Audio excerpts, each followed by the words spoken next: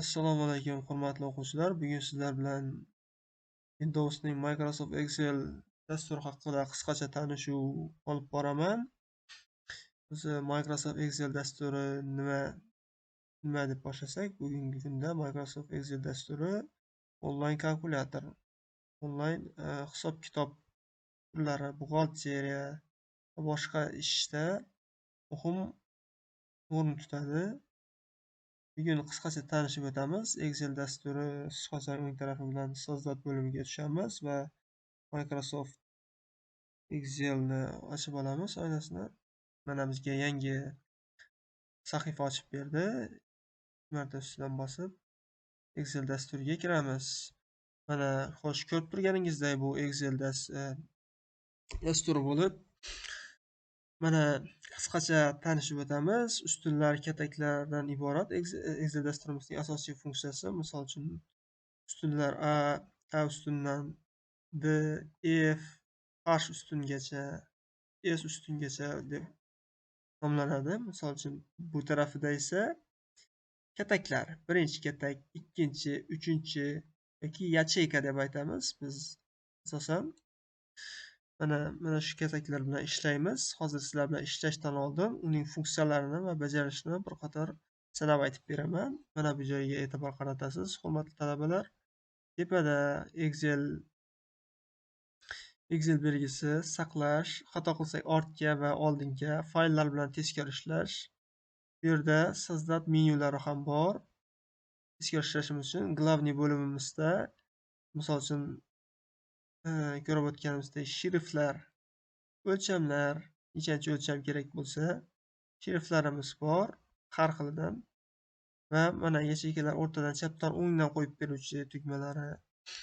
Boyashimiz yoki format как tablichalarimiz bilan ishlay olamiz va vstavka bo'limi. Vstavka qisqacha qilib aytganda, tablicha, rasm, smart al va grafik turli xil foizlar bilan ishlashimiz uchun ishlatilamiz va har xil formula va simvollarga ham e'tibor qaratamiz. Razmer, stranisalar, formula, данные, рисованный вид, office tab bo'limlaridan ham iborat.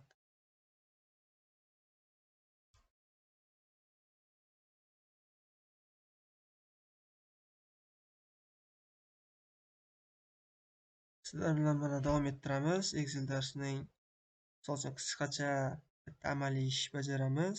Misol uchun mana shu yerga familiya, ism xodimimizning shartlar bilan ish. Familiya, ism, mana bu yerga lavozimi, masalan, lavozimi keyinchalik kafedrasi, kafedraga tegishli, kafedra, ish hajmi,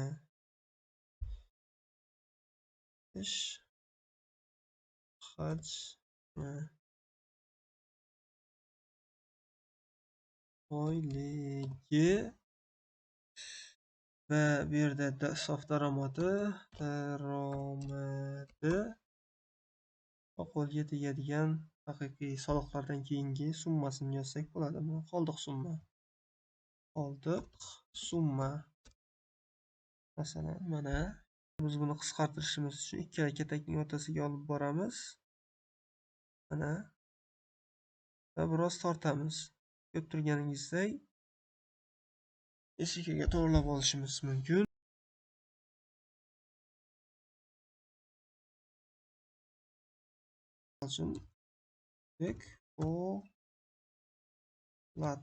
Familiya, ismimni, отчествомni yozmadim. Misol uchun ismimni o'zim to'ldirib qo'ydim. Lavozimim oddiy o'qituvchi. Misol uchun o'qituvchi, kafedram, tomosha kafedrasi, texnologik mo'jizasozlik jamg'armasimi, masalan, birorta kafedrani yozib qo'ydik va ish hajmim misol uchun 0.5 yarim stavka. Endi oyligimga kelamiz. Hammaga qiziq bo'lgan davom ettiramiz. Oyligim misol uchun o'rtacha 6 million deb va yana bitta narsaga e'tibor qarating. Excel dasturida misol uchun mana bu yerga 6 dan keyin nuqta, virgul qo'yadigan bo'lsangiz, bu avtomatik xato hisoblanadi va hisoblashda xatolikka yuz qo'yiladi va mana shu narsaga e'tibor qarating. Endi keyingisini to'ldiramiz. Misol uchun keyingi shaxs, misol uchun o'zlarimizning talaba do'stlarimizdan misol uchun o'qituvchi, u ham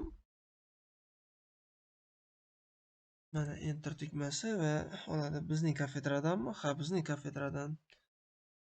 Tamomlash misol uchun u ham qancha oladi? Misol uchun 0,5. Uning oyligi qancha? Uning oyligi biroz pastroq qilib olamiz. Misol uchun 5 million. 1, 2, 3, 4, 5, 6. Misol uchun 5 million qilib oldik uning oyligini. Va bizga asosiy ishlashi uchun yana bir nechta insonlarning ismi kerak bo'ladi. Misol uchun yana bitta do'stimizning nomini olamiz.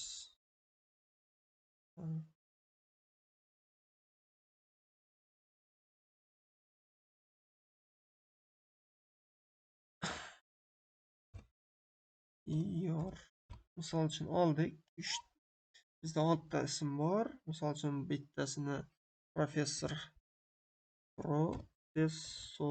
o'qituvchi sifatida, uni ham katta o'qituvchi, ya'ni katta nuqta o'qituvchi qilib qo'ysak bo'ladi. O'qituvchi. Keyingisini esa mayli buni ham professor qilib olamiz. Professor sifatida olamiz. Endi bu bizning kafedra emas.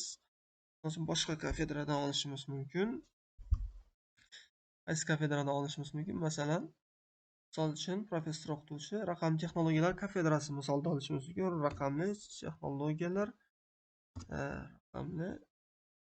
texnologiyalar kafedrasida olamiz. Masalan, keyin buni ham raqamli texnologiyalar kafedrasidan olamiz.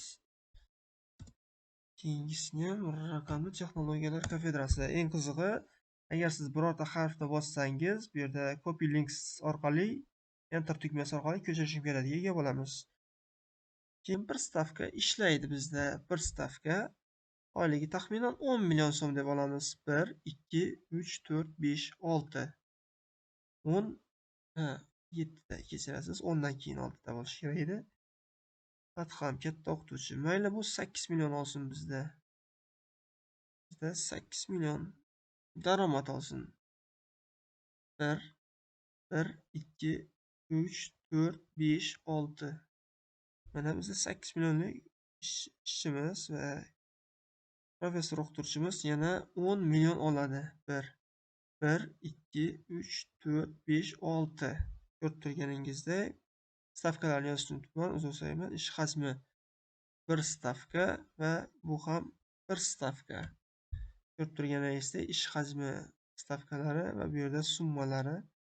Bu yerda 10 million, ya'ni nimani aytyapti? 1 plus 7 bu birinchi professor nomlarini eslatyapti bizga. Plus 7si bu misol uchun mana ismlar Bekpo'lat Lojinxo'rsat Adhamdiyor. Lavozimi katta o'qituvchi, professor, katta o'qituvchi, professor, tomosha kafedrasi, RTK kafedrasi va ish hajmi, oyliklari bor.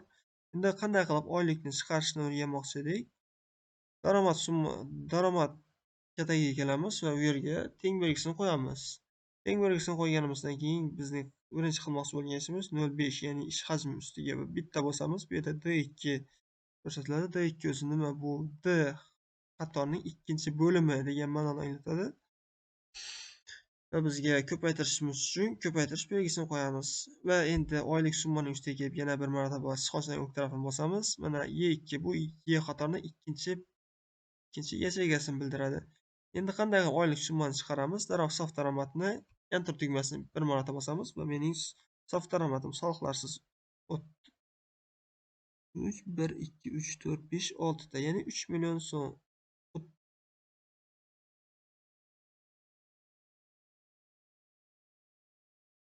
3 million so'm mana mening sof daromadim soliqlarsiz. Endi qanday qilib chiqaraman qolganlarnikini ham. Misol uchun e'tibor qaratasiz. Bu yerda yana D3 ko'paytirilgan E3 deb o'tirmayman. Shunchaki o'z yacheykamning burchagidagi 4 burchakni pastga tortamiz. 1, 2, 3, 4.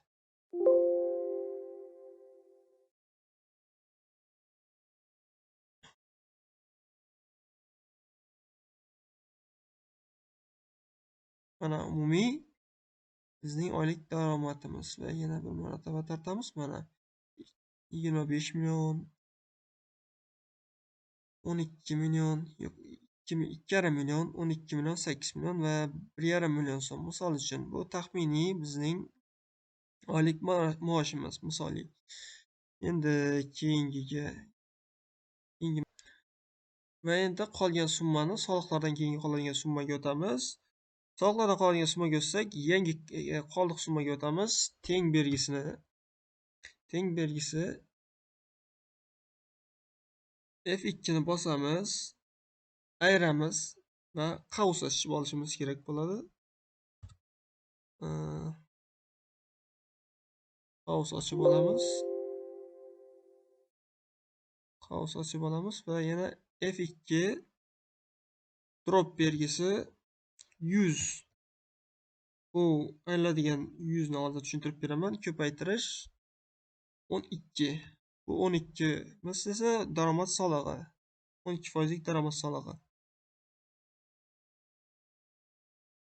Mana enterni bosaman. Misol uchun 2 million 640 ming so'm mening oladigan umumiy soliqlardan keyingi qo'limga tegadigan sof summam.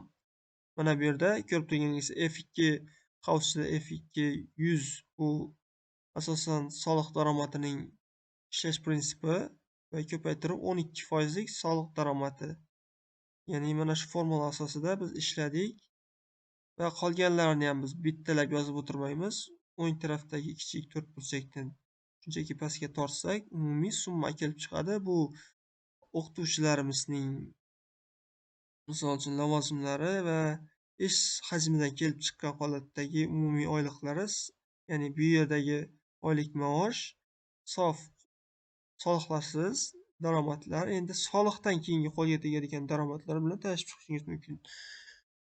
Ya'ni qanday bajardik? Ko'rib turganingizdek, oldin bir-biriga ko'paytirib oldik va umumiy daromadimizni chiqarib, keyinchalik soliq prinsipi, ya'ni F2 mana bu yacheykamizning qavs ichidagi 100 ga ko'paytirib, keyin 12 ga 12% soliq stavkaga ko'paytirganimizdan keyin qavs ichidagi ko'paytirganimizdan keyingi holati, ya'ni bizning qo'limizga tegadigan summa 2 million 640 ming so'm bo'ldi. Qolganlarniki 2 million 200 ming, 11 million 200 ming professor o'qituvchimizniki va hokazo. Darsimiz tushunarli bo'lgan bo'lsa, bugungi darsimiz Excel bilan qisqacha tanishuv va qisqacha hisob-kitobdan iborat edi. E'tiborlaringiz uchun rahmat.